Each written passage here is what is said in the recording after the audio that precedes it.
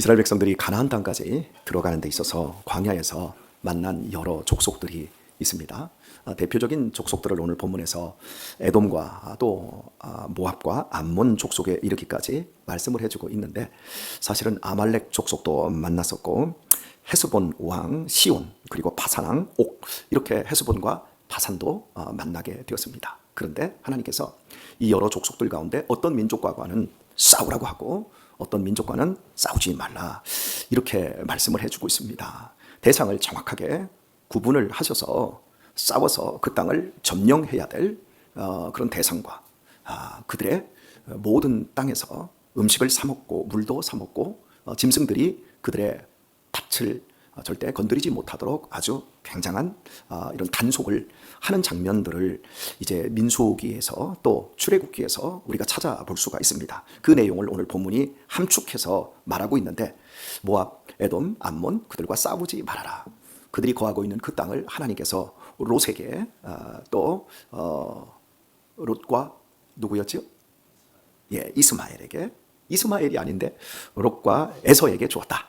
그리고 그 후손들이 살고 있는 땅이다, 이렇게 엄하게 말씀을 해주셨습니다. 그래서 전진은 해야 하지만 존중을 해야 될 대상들을 정확하게 알아야 된다라고 하는 것, 이 부분을 저희가 살펴보았는데, 읽은 본문에서 우리가 절대 또 아주 중요하게 놓치지 않아야 할 부분이 있습니다. 자, 그들이 하나님이 주신 땅에서 지금 거하고 있잖아요. 에돔 족속도, 암몬 족속도, 또 모압 족속도 모두 하나님이 주신 땅이라고 얘기하잖아요. 그런데 하나님이 주셨는데 그들이 거하는 땅이 하늘에서 갑자기 떨어지거나 이 밑에서 솟아서 생겨난 땅을 그냥 무주공산 같은 곳에서 땅을 기업으로 받은 것이 아니라고 하는 거죠.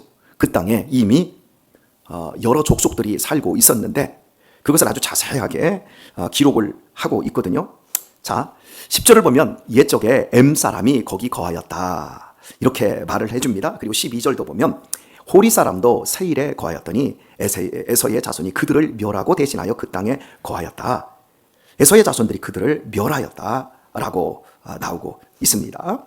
20절도 보면 이것도 르바임의 땅이라 거하였나니 전에 르바임이 거기 거하였으며 암몬 족속은 그들을 삼순민이라 일컬었고 그 백성은 강하고 많고 아낙 족속과 같이 키가 크나 여호와께서 암몬 족속 앞에서 그들을 멸하셨으므로, 자 22절도 보면 마치 세일에 거한 에서 자손 앞에 호리 사람을 멸하심과 일반이라 그들이 호리 사람을 쫓아내고 대신하여 오늘까지 거기 거하였으며 말씀을 합니다. 그리고 또 23절을 보면 갑돌에서 나온 갑돌 사람이 가사까지 각 촌에 거하는 아위 사람을 멸하고 그들을 대신하여 거기 거하였었느니라 말합니다. 자, 하나님께서 모압과 암몬과 에돔에게 기업으로 땅을 주셨는데 그 땅을 기업으로 받을 때 이스라엘 백성들은 감나무 밑에서 감이 떨어지듯 입 쫙 벌리고 있다가 그 족속들이 땅을 얻은 게 아니라 그 땅에 이미 살고 있었던 여러 족속들이 있는데 그 족속들과 싸워서 그들을 쫓아내고 그들을 멸하고 그 땅을 하나님이 주신 기업으로 받았다라는 것을 강조를 지금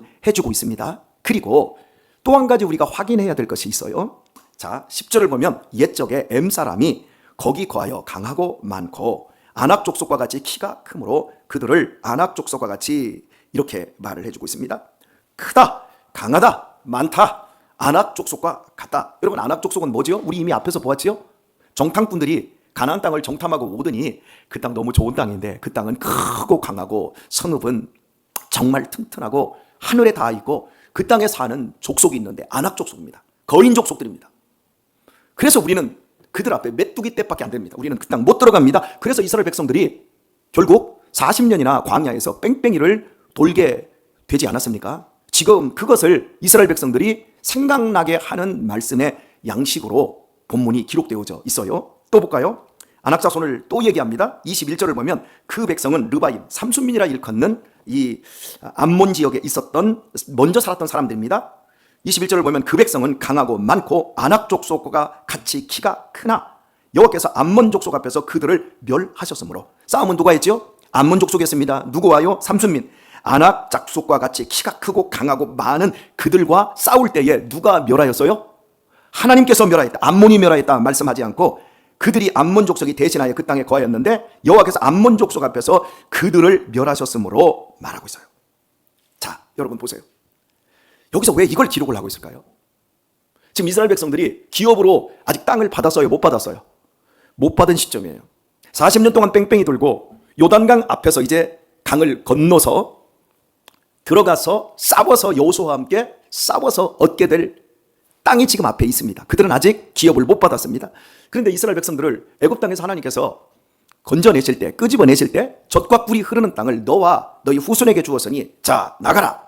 그래서 출애굽이 시작됐잖아요. 그 땅을 하나님이 준다 그랬어요? 싸우라 그랬어요? 준다 그랬어요.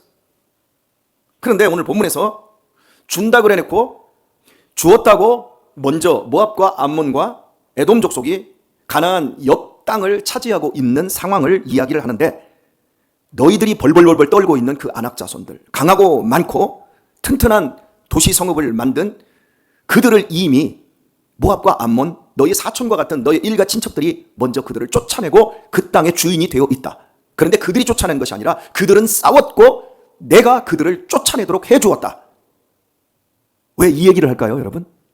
너희들이 이제는 싸워야 된다. 그리고 그 싸움에서 40년 전에 너희 부모, 삼촌들은 벌벌 떨다가 광야에서 다 죽었다. 이 역사를 지금 그들에게 언급을 하면서 너희가 이제는 내가 준 그 기업을, 그 땅을 믿음으로 들어가 싸우기만 해라. 그러면 결과는 내가 책임져 주겠노라. 이걸 지금 말씀을 하고 있어요. 자, 그리고 본문에서 우리가 또 놓치지 않아야 될 게 있어요. 자, 14절을 보면 가데스 바네아에서 떠나 세렛 시내를 건너기까지 38년 동안이라. 이때에는 그 시대의 모든 군인들이 여호와께서 그들에게 맹세하신 대로 진중에서 다 멸절되었나니, 여러분 맹세하신 대로 그 진중에서 다 멸절되었다 그럽니다. 누가 멸절되었어요? 지금 써 있잖아요. 군인들이에요, 백성들이에요? 군인들로 쓰고 있어요. 자, 그리고 또 확인 계속 하십시다. 16절을 보면 모든 군인이 사망하여 백성 중에서 진멸된 후에 라고 말하고 있습니다. 여러분, 이스라엘 백성들이 언제 군인이 있었나요? 우리나라는 군인이 있어요, 없어요? 군대라는 제도가 상비군이 있고 그냥 상비군, 우리나라는 상비군이 있고 예비군이 있습니다. 예비군들은 평소에는 먹고 살기 위해서 직장 생활을 하다가 국가에서 무슨 전쟁이 일어난다? 그러면 동원령을 내리면 그 사람들은 곧바로 군인으로 착출이 되고 군인으로 전환을 합니다. 이게 예비군입니다. 그런데 상비군은 지금 현재 우리나라 휴전선 155마일과 그리고 해안선과 또 공군과 해군, 바다와 하늘을 지키는 이 병력들, 우리가 월급을 주고 18개월 동안 복무하고 있는 그 군인들이 상비군입니다. 그들은 전쟁이 지금 딱 터져도 곧바로 전력으로 쓸 수 있습니다. 그런데 이스라엘 백성들 가운데는 지금까지 군인이 없었어요. 그런데 군인들이 다 죽고 군인들이 다 멸절된 후에 하나님께서 이스라엘 백성들에게 말씀을 주고 있는 내용, 그 내용이 모압과 암몬과 에돔 족속, 그들이 먼저 하나님이 주신 기업의 땅을 얻었는데 어떻게 얻었는가? 싸워서 얻었다. 좀 이제 이 부분을 가지고 우리의 좀 신앙을 한번 살펴볼 계기가 있습니다. 여러분은 하나님께서 어떤 사명을 여러분에게 주셨습니다. 그 사명을 여러분은 만나셨나요? 하나님께서는 여러분에게 사명을 주셨어요. 각자의 부르심의 자리, 소명이라는 게 있는데 그 부르심의 자리에서 여러분들은 여러분의 사명을 발견했고 사명을 감당을 하시고 계십니까? 제가 목사니까 목사로서 이제 어떤 그 사명에 대해서 이야기하기가 훨씬 편할 것 같아서 말씀을 드리는데, 제가 신학교에서 공부할 때 선교사와, 크게 선교사와 앞으로 나는 선교사가 되겠습니다, 이런 사람들과 또 한 사람은 나는 앞으로 목회를 하겠습니다, 이렇게 구분이 되었어요, 크게. 근데 선교사 지원생들보다는 그냥 일반 목회를 하는 사람들의 숫자가 더 많았어요. 그리고 일반 목회자들 가운데도 두 그룹으로 나뉘어져요.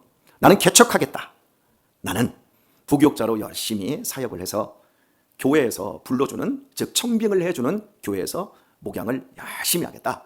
이 두 그룹으로 또 나뉘어졌어요. 자, 그런데 말입니다, 먼저 선교사를 생각할게요.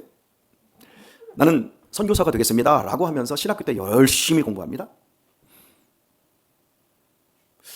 신학을 공부를 합니다. 그런데 어떤 친구는 나는 인도네시아가 내 선교지입니다. 나는 인도네시아를 놓고 지금까지 계속해서 기도하고 있습니다. 나는 아프리카 수단입니다. 케냐입니다. 여기를 놓고 기도하시는 분들이 계세요. 그런데 나는 선교사가 되겠습니다 라고 하는데 가야 할 땅이 없어요. 그리고 인도네시아, 나는 아프리카입니다 하면서 인도네시아어를 신학을 하는 중간중간에 인도네시아어를 공부를 해요. 여러분, 지금은 우리가 유튜브가 발달되었고 SNS가 발달되었고 또 인공지능이 정말 이 발전 속도가 어마어마합니다. 그 인터넷이 이게 한 10억 명이 보급되는데 이 걸린 시간이 거의 한 8년, 9년 정도 되었어요. 그런데 지금 인공지능이 이 보급이 되어지고 그만큼의 그 숫자로 올라가는데 채 2년이 걸리지 않았어요. 이 속도가 어마어마하죠. 그러니까 지금 내가 뭐든지 공부만 하려고 하면 다 길들이 열려 있어요. 그런데 제가 공부하던 30년 전에는 인도네시아를 공부할 게 정말 없었습니다. 사전사고 책 몇 권이 없었어요. 그런데 낑낑대면서 인도네시아어를 공부를 하면서 열심히 신학과정까지 하는 이런 친구들이 있었어요. 자, 선교사 그룹이 그랬거든요. 그런데 신학과정을 4년을 하고 신대원 과정을 다 하고 누가 선교사로 나갔을까요? 언어 준비하고 문화 준비하고 그리고 돈이 있으면 미친 듯이 선교지를 먼저 방문하고 명절에도 뭐 이렇게 그런 기간도 쉬는 기간이 있으면 방학 기간에도 가서 먼저 가서 봉사하면서 자기를 훈련하고 거기에 익숙하게 한 친구들, 그분들은 신학교 졸업식에도 안 오고 곧바로 현지에 나가 있더라고요. 그리고 지금까지 그 현지에서 학교를 세우고 유치원을 세우고 어린이집을 세우고 또 공장을 세우고 이러면서 복음사역을 30년을 넘게 하고 있어요. 그리고 신대원에서 공부할 때도 이제 신대원에 가니까 그런 그 선교사 그룹들은 선교학회에 들어가서 자기들끼리 언어 공부를 더 하고 기숙사도 같은 그 방을 씁니다. 그리고 제 동기 가운데는 아프리카 흑인 여자와 결혼을 했어요. 아예 신대원 때. 근데 그 제가 사람을 비하하는 것은 아니지만 이렇게 그때 저는 충격이었어요. 30년 전에 결혼을 했는데 결혼식장에 갔는데 흑인 아프리카 원주민 여자와 결혼을 하는 거예요. 이게 굉장히 이해가 안 됐어요. 이게 마음에 그래 이해되지. 모든 민족과 결혼하고 모든 민족과 하나 되고 그리고 이 선교사가 그 나라를 이해하기 위해서는 충분히 이렇게 결혼을 하지. 서양 선교사들도 우리나라 들어와서 처음에 결혼할 때 이 기분이었을 거야. 근데 이게 문화적으로 이게 이해가 안 됐는데 이런 분들이 지금 아프리카 이런 곳에 대학 세우고 지금 총장을 하면서 그 땅을 변화시키며 그 30여 년 동안 어마어마한 사역을 해요. 그런데 말입니다.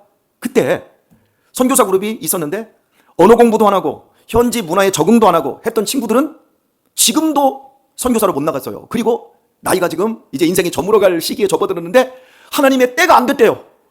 그러면서 지금도 기도만 하고 있어요. 아직도 갈 땅이 없어. 하나님이 안 씁니다, 여러분. 우리가 준비되는 만큼 하나님이 쓰십니다. 제가 참 이제 그걸 느껴요. 제 아내도 그걸 느껴요. 그리고 하나님은 우리를 나의 그 부르심의 자리로 분명히 가기 위해서 내 앞에서 많은 것들을 보여주시고 많은 기회를 주세요. 그때 그걸 내가 컨택을 탁탁 할 때마다 길이 열리기 시작하는 거예요. 그거 정말 오묘해요, 여러분. 구름 기둥과 불 기둥으로 하나님이 우리를 인도하신다 그러잖아요. 분명히 그러는 걸 우리가 경험을 해요. 그래서 이제 우리가 제가 어떤 큰 어려운 일들을 지금 이걸 하려고 하면 하나님이 또 얼마나 또 쓰시려고 이걸 시킬까? 이래요. 예를 들어서 제가 지금 한양사이버대학교에서 상담 심리 공부를 2년째 했어요. 이번 학기에는 그래도 정말 힘들었지만 공부를 좀 잘했어요. 잘했는데 심리 과목보다는 선택 과목, 사회, 역사 이런 쪽에만 다 A 맞고 나머지는 심리 쪽에는 아직도 B+밖에 안 돼서 제 아내가 하는 말, 여보 당신은 언제나 A+로 올라오냐? 제가 저한테 그렇게 얘기하길래 역시 나는 인문, 사회, 과학이 맞아. 이런 얘기를 했어요. 여러분 그거 공부를 하나님이 시키는 이유가 뭘까? 이렇게 어려운데 다 쓰시기 위해서 하는 거예요. 여러분 노력하지 않고 싸우지 않고 힘들지 않고 하나님이 주시는 땅을 우리 것으로 절대 가지지를 못합니다. 근데 대부분의 사람들 기도만 해요. 자, 참 이 설교를 들으시는 우리 개척교회 목사님들이 좀 힘이 안 빠졌으면 좋겠습니다만은 이제 선교사들도 제가 두 그룹으로 이렇게 얘기했고 또 우리 일반 목회를 하시는 분들도 두 그룹으로 이야기를 좀 해보도록 하십시다. 저는 개척이 필요한 목사들이 있었고 후임으로 가서 그 교회를 담임할 목회자 그룹이 있었는데 저는 두 번째 그룹에 속했었습니다. 개척은 생각지도 안 했습니다. 근데 제가 지금 교회를 개척을 했고 24년 가까이 이어오고 있습니다. 제 생각은 이렇습니다. 충성하리라. 담임 목사님들 목회자 그 밑에 들어가서 충성하면서 정말 눈도장을 잘 찍으리라. 그리고 실력을 익혀서 교회를 담임하면 최선을 다해서 목회해서 한국교회의 본이 되겠노라. 이런 생각을 했었습니다. 그리고 실제 그 길로 갔습니다. 그래서 14년 동안 부교역자 생활을 성실하게 했습니다. 6교회를 다니면서 얼마나 눈도장을 잘 찍었고 얼마나 인정을 잘 받았는지 모릅니다. 그리고 드디어 때가 되어서 청빙을 갔습니다. 거기서 깨져버렸습니다. 그리고 또 이쪽에서도 청빙이 왔습니다. 이것도 깨져버렸습니다. 그리고 개척할 수밖에 없는 이 자리에 섰습니다. 그때서야 저는 제 사명이 나같이 공격적이고 나같이 주도적인 사람은 하나님께서 개척자로 쓰시는구나. 그래서 그때 손 들고 하나님 마음껏 쓰세요. 그냥 가라는 데 가고 멈추라는 데 멈추겠습니다. 저를 죽이시지는 않겠지만 저를 죽음의 골짜기로 끌고 간다 할지라도 가겠습니다. 이러면서 하루하루 왔는데 지금 생각하면 얼마나 잘했는지 저를 주변의 사람들이 얼마나 부러워하는지 모릅니다. 어쨌든 간 이런 행복한 삶을 살아요. 자, 그런데 제가 이렇게 목회를 지금 그래도 썩 괜찮게 하고 있다고 말씀을 드리고 싶어요. 여러분은 어떻게 생각할지 몰라도 이럴 때 썩 괜찮게 목회를 하고 있다 그러면 여러분이 아멘을 해주시면 섣달 오늘 금음날이 되는 오늘 여러분에게 복이 임할 줄 믿습니다. 어쨌든 간 썩 괜찮게 할 수 있었던 그 비결이 뭐였냐면 부교역자 때 생활이었던 것 같아요. 여러분 부교역자로 가든지 개척을 하든지 간에 정말 중요한 게 뭐냐면 부교역자 생활을 해야 돼요. 인턴 생활을 해야 돼요. 교육전도사 시절을 거쳐야 돼요. 강도사 시절을 거쳐야 돼요. 교회에서 담임 목사님들을 여러 명을 섬겨봐야 돼요. 담임 목사님들 성깔 더럽습니다. 좋은 분 만나기가 쉽지 않습니다. 다 멀리에서 보면 목사님들이 정말 인격이 훌륭한데 가까이에 가서 실제 부교역자로 그 밑에 따까리로 들어가면 담임 목사님들 성격 좋은 분들 없습니다. 거의. 아시지요? 그 정도는? 그지요? 멀리서 보면 다 부러워요. 여러분 오카는 목사님, 이찬수 목사님 멀리서 보면 다 부럽지요? 그 부교역자들은 뒤에 가서 이빨 갑니다. 어려운 거예요 이게. 근데 정말 안 이끄고 때려치우고 싶고 속상하고 괴로워도 피눈물을 흘리면서 그걸 참아내야 되는 거예요. 그걸 참아낼 때 담임으로도 갈 수 있고 개척을 해도 그걸 이겨낼 수가 있는 거예요. 그걸 내 경험으로 가져야. 그런데 그때 저는 부교역자 생활을 얼마나 정말 빡세게 했는지 몰라요. 제 앞에 있는 목사님 두 분이 제가 섬겼던 목사님 두 분이 면직을 당했어요. 제가 담임 목사님으로 섬겼던 분들이. 그 정도로 아나무인의 사람들이었어요. 그런데 제가 그때 그걸 다 참아냈어요. 눈이 빠지려고 하더라고요. 그래서 나중에 너무 스트레스 받으니까 눈이 빠지려고 하니까 병원에서 이거 눈 실명됩니다. 여러분 제가 그 자리까지 갔어요. 그런데도 참았어요. 견뎠어요. 그리고 나중에 알게 되었어요. 하나님이 나를 그때 키우셨구나. 그래서 내가 오늘 이렇게 목회를 할 수 있구나. 그때요. 그런데 어떤 친구들은 야 그거 뭐 들어가냐. 학원 강사해. 나가서 그냥 노가대하고 그냥 직장생활해. 한 달에 그거 40만 원 30만 원 그거 한다고 수요일날 가고 금요일날 가고 토요일날 가고 주일날 새벽부터 가가지고 저녁까지 그거 뭐 하는 짓이냐? 야 나는 안 할란다. 그래서 학원 강사하는 친구도 있었어요. 그리고 나중에 목회만 잘하면 되잖아. 근데 그 친구들이 개척하고 그 친구들이 나중에 담임으로 가요. 담임으로 간 친구들은 쫓겨나고 개척한 친구들은 아직도 개척하다가 지금은 다 세상 길로 가버리더라고요. 여러분 내가 싸우지 않고 내 미래를 만들어요? 못 만들어요. 그런 땅 못 만나요. 저는 그때 그 싸움의 과정에서 낮에 일하고 밤에 공부하고 얼마나 힘들었는지 몰라요. 그 과정에서 우리 엄장로님을 만났어요. 30여 년 전에. 엄장로님이 제 일하는 거 봤어요, 여러분. 막 먼지를 이 우레탄 막 이거 빼빠지라고 막 나무 켜고 막 먼지 다 뒤집어서서 여기서부터 막 눈을 맞은 것처럼 막 코에 마스크를 썼지만 여기에 막 이렇게 먼지가 앉고 이런 과정 이런 거 다 봤어요. 그런데도 앞으로 전진하기 위해서 싸웠다고요. 굉장히 큰 영웅담을 말씀을 드리는 것 같은데 사랑하는 교회 여러분 아직도 그냥 앉아가지고 기도만 하는 분들 계세요. 근데 기도하다가 지치니까 넷플릭스로 영화만 보고 계시는 분들 계세요. 예전에는 목사님들이 기도도 많이 하고 전도도 엄청나게 했는데 요즘 목사님들은 기도도 적게 하고 영화는 엄청 많이 보고 노는 것도 엄청 많이 놀지요. 뭐 저도 놀아요. 여러분 노셔요 좀. 우리 전용권 집사님도 좀 노세요. 좀 제대로 좀 노시라고. 여러분 잘 노는 사람이 공부도 잘해요. 목회도요, 쉴 줄 아는 사람이 목회도 잘하는 것 같아요. 근데 저는 일만 겁나게 해버려 해가지고 이렇게 정신적으로 자꾸 병이 들려고 하는 것 같아요. 그래서 요즘은 좀 놀려고 애를 많이 써요. 좀 까칠하면 나중에 골치 아파지는 것 같아요. 오늘 말씀을 맺겠습니다. 군인으로 싸우지도 못하고 죽을래요. 하나님의 백성으로 잘 싸우면서 행복하게 여러분의 미래의 땅을 복되게 만들다가 죽으실래요? 여러분 보세요. 여기 이스라엘 백성들은 군인도 아닌데 하나님이 그들을 군인이라고 얘기하고 그들이 결국 죽는 것밖에 한 게 없어요. 여러분, 군인은 싸워야죠. 싸워서 좋은 결과를 맞이해야죠. 안 그래요? 승리를 맛봐야죠. 그런데 이들은 안악자손이 무서워서 덜덜 떨다가 그냥 38년 동안 가만히 자연 산화했는데 하나님께서 그들을 군인들의 죽음이라고 이야기를 하고 있어요. 그리고 그 후손들이 그걸 봤어요. 이제 그 후손들이 뭘 해야죠? 우리 아버지 세대들처럼 우리는 멍청하게 저 안악자손들을 보고 우리가 메뚜기라고 하지 않겠다.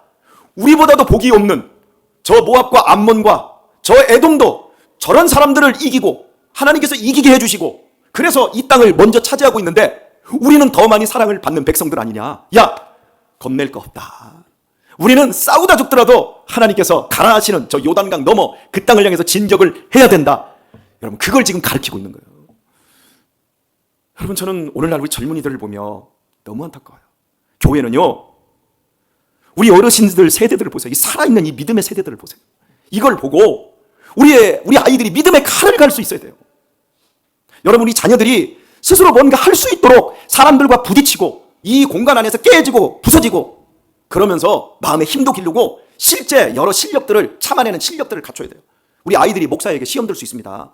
우리 아이들이 선생님에게 상처받을 수 있습니다. 여러분, 그러면 그걸 갖다가 부모가 카바하려고 하면 안 돼요. 네가 해결해. 혼도 나보야 되는 거야. 목사님한테 혼 많이 나야 복도 많이 받아. 이런 여유로움을 가르쳐줘야 돼요. 그래야 아이들이 힘이 생겨요, 나중에. 그래 나중에 아이들이 싸울 수 있다고요. 싸워보지도 못하고 군인으로 죽어요, 이 바보들이. 지금 그 얘기를 해주고 있는데 우리는 여러분 싸우다가 전장에서 죽는 한이 있어도 여러분 정말 하나님을 믿고 우리의 미래를, 우리 자녀들을 통해서 또한 일구일 그 미래를 여러분 젖과 꿀이 흐르는 가나안 땅으로 만들어내야 되지 않겠습니까? 오늘 마지막 날입니다. 우리 내년도에 많이 싸우도록 하십시다. 싸움의 대상을 분명히 하세요. 목사하고 싸우지 마세요. 성도들끼리 싸우지 마세요. 다윗은요, 사울하고도 안 싸웠어요. 다윗은요, 자기 자식하고도 안 싸웠어요. 자기를 다 죽이려고 하는데도 안 싸웠어요. 그런데 다윗은 누구와 싸웠어요? 골리앗하고만 싸웠어요. 이게 지혜로운 사람인 거예요.